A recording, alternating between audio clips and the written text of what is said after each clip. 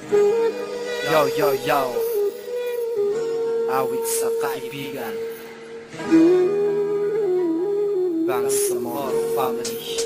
Bangsamoro Records. Ito ang kwento ko tungkol sa tatlong kaibigan ko na makilala ko sila. Buhay ko ay kumanda dahil sa mga kaibigan ko. At sila ay sumuporta at sila ay nagtiwala sa akin. Naniwala kaya doon nasimula at ako ay nakisama sa isang samahan kasama ang musika. Musika na itinuring ko ikalawang pamilya at sila aking kasama. Kung hindi nyo natatanong, isa ako sa tagahanga. At aking pinapangarap na sila ay makasama at sumulat ng kanta. Kaya ngayon ay natupad at hawak ko ang yellow pad. At lapis na aking pagsulat nagsimula sa pamagat. Pamagat na aking isinulat tungkol sa tatlong kaibigan ko. Totoo hindi ako binabayaran sa isang kaming nangako. Walang nayaw ko, ito mabago at makaramdam na sa panan loob, pati sa puso.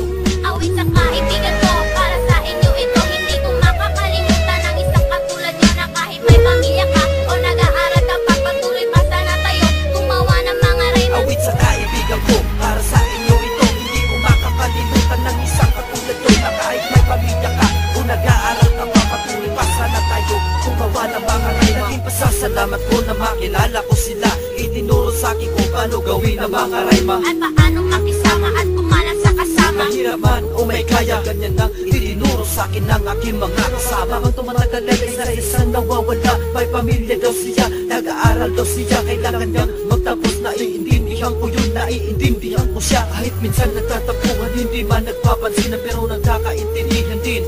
Kaya huwag nang isipin aking mahal na kaibigan. Ikaw ay aking sasamahan tulad ng ating mga sumpaan. Ito ang buhay bang sa moro, buhay bang sa moro, buhay bang sa moro, buhay bang sa moro. Salamat Bangsamoro Family. Cardawi Darkon Backstage.